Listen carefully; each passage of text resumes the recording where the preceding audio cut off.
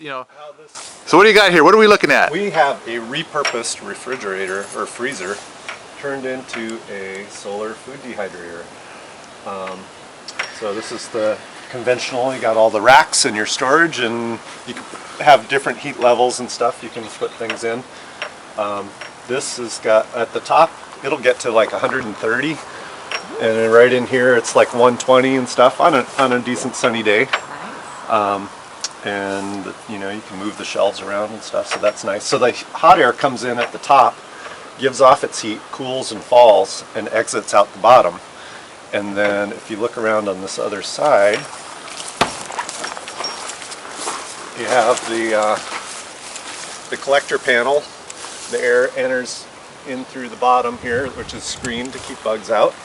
And then I put a couple of window screens in there to increase the conductive area of the air as it's passing through, so it has more contact with something hot. It goes into the chamber, drops as it gives off its heat, and then it comes out this stovepipe that is painted black that again heats and it helps rise it. So it really has a good convective flow just naturally in there.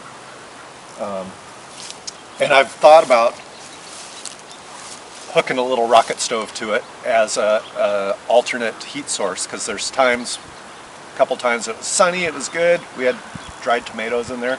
They're almost done, and then it was cloudy, and you know, they sat in there, and then they'd start to mold.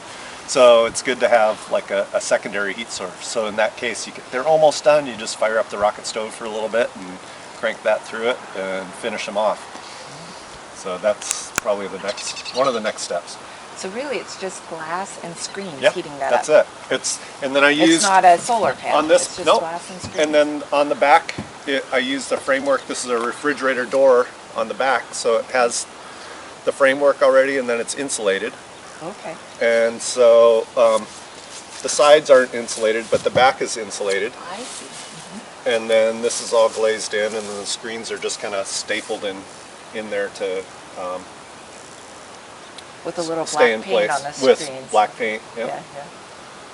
Yep. So yeah, it works pretty good. And I'm thinking getting the tracking system. I mean, we have it here on our Zone 1 path, so we just kind of move it through the day 2 or 3 or 4 times depending upon what we have going. But I think so it's an organic tracking system. That's it. Yeah, biological tracking system. Biological tracking. Yeah. That's it.